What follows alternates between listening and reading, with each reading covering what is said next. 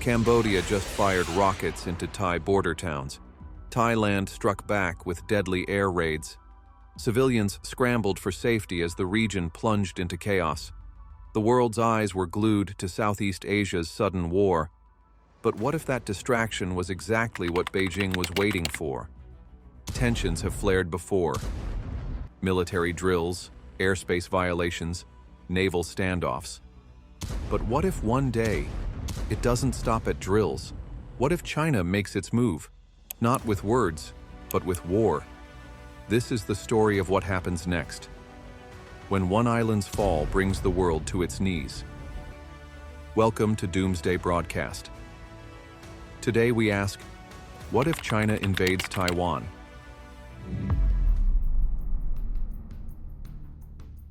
It begins under cover of darkness. As much of the world sleeps, a meticulously coordinated Chinese offensive begins. Satellite feeds flicker with movement. Hundreds of warships cutting through black waters toward Taiwan, their lights dimmed, radar signatures masked. Hundreds of Chinese warships surge across the Taiwan Strait. Missiles streak across the sky. Airfields, radar stations, and communication hubs are struck in the opening minutes. Precision strikes rain down. The island's early warning systems fail. Explosions ripple through military sites. Taiwan scrambles fighters, activates missile shields. Taiwan's defenses respond. But they're overwhelmed. Paratroopers drop near major ports. Cyber attacks cripple infrastructure. Taipei plunges into chaos. Electricity flickers. Internet connections vanish. Emergency services are paralyzed. Helicopters hover over cities while explosions echo in the distance. Then, a chilling transmission airs. China broadcasts a single message. Reunification is underway. Stand down. The message is clear: surrender or suffer more. But Taiwan refuses. Taiwan fights back. Street battles begin. Civilians are caught in the crossfire. The world watches, frozen. Gunfire erupts in alleys and markets. Tanks roll through neighborhoods. Families hide underground, caught between a relentless invasion and a desperate defense. Social media overflows with raw, terrifying footage. World leaders issue statements, but no one moves. In Washington, hesitation rules the room. The president meets with top generals. Some argue for swift action. Others warn of global consequences. The stakes couldn't be higher. Full-scale intervention could spark war with China, a nuclear power. But abandoning Taiwan could collapse American influence in Asia. The Pentagon reviews scenarios. Advisors weigh political, economic, and human costs. Meanwhile, chaos builds overseas. The U.S. Navy mobilizes. Allies are called. Troops are placed on alert. Carrier groups are ordered toward the Pacific. NATO allies discuss next steps, yet no firm decision emerges. But as the West debates, China gains ground. Key cities fall. Refugees flood the mountains. Taipei faces encirclement. Satellite images confirm the worst. Chinese forces surround the capital. Aid convoys can't reach those trapped. The balance of power begins to tilt. And with each passing minute, the world slides closer to irreversible war.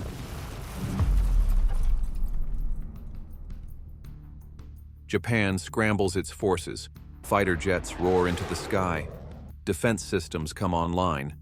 Across Japan, military installations lock into high alert, unsure whether they'll be next. South Korea mobilizes near the border.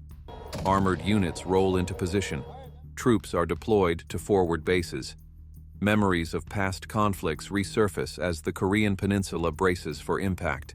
Then China strikes again, this time beyond Taiwan. Shockwaves ripple through the region as the conflict expands. This isn't just about one island anymore. U.S. air bases in the Philippines are hit by long-range missiles. Dozens killed. Explosions tear through airstrips and command centers. Communications go down. Local and U.S. forces scramble to recover, but the damage is already done. The Philippines invokes its mutual defense pact with the USA. Manila sends an urgent call to Washington. The treaty is clear. An attack on one is an attack on both. America responds. The war expands. Warships move into position.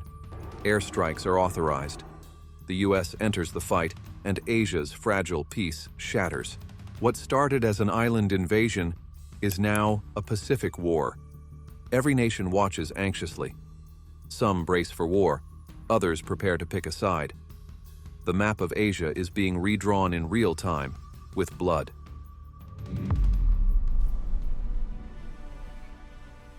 Allies begin choosing sides. No country can afford to sit out. The pressure to act is overwhelming and global. Australia joins the fight. Its navy sails north. Fighter squadrons deploy to forward positions. For the first time in decades, the nation is at war. France, the UK, and Canada move forces toward the Indo-Pacific. Warships depart. Command centers coordinate. The Western alliance begins to take shape. Japan launches airstrikes for the first time since World War II. The world gasps. A nation once bound by pacifism now takes to the skies in retaliation. Then the second front erupts. As the Indo-Pacific burns, Europe ignites. Russia escalates the conflict by extending its invasion beyond Ukraine, launching a full-scale assault on the Baltic states and Finland. Eastern Europe is thrown into chaos. NATO's red lines are crossed. Meanwhile, North Korea unleashes missile strikes targeting South Korea and Japan. Missile alerts scream through cities. Millions take cover. Tensions boil over into violence. Iran begins drone attacks on Western targets in the Middle East. Embassies evacuate. Oil fields burn. The region descends into crisis. Cyber attacks cripple infrastructure. Banks go offline. Airports shut down. Every system that holds modern life together is suddenly vulnerable. The global chessboard collapses into chaos. There are no safe zones left. This isn't a regional war anymore. This is the beginning of global collapse.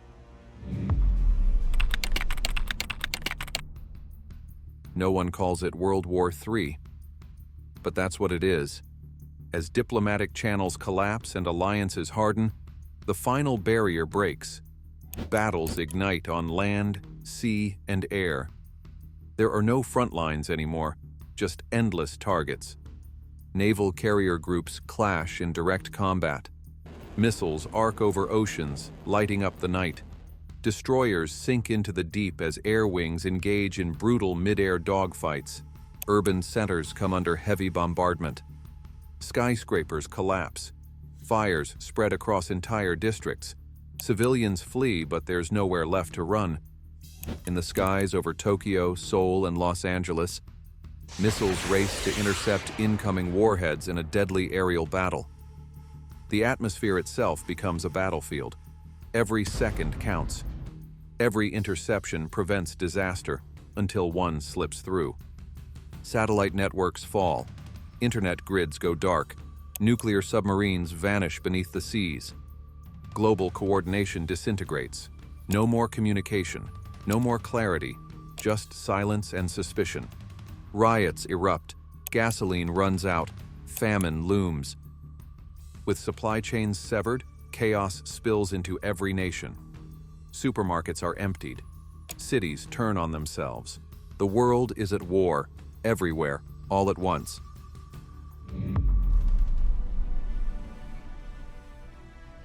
One strike changes everything. One nuclear detonation, and the rules are gone.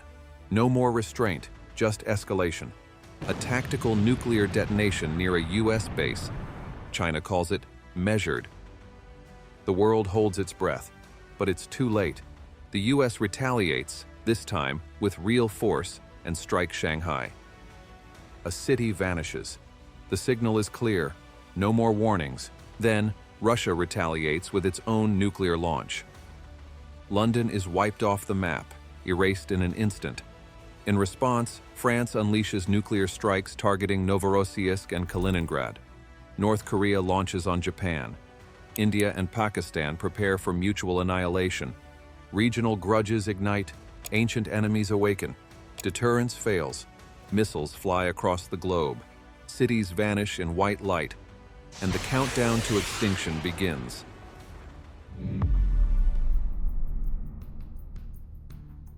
The world falls silent. The war ends, not with peace, but with absence. Fallout poisons the air. Ash blocks the sun. Temperatures drop. Crops die. Seasons vanish.